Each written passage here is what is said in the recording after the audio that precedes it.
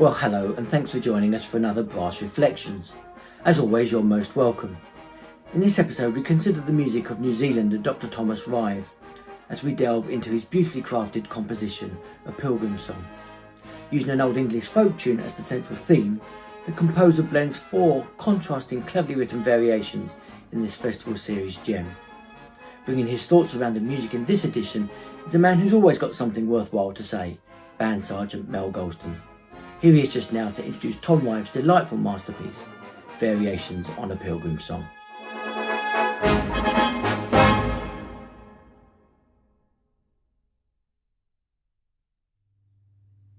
The piece by Thomas Rive that we are going to be listening to this evening is, to my mind, one of the Army's brass classics, and of course based on the words of John Bunyan, though words somewhat updated for modern use, and to the tune Monk's Gate.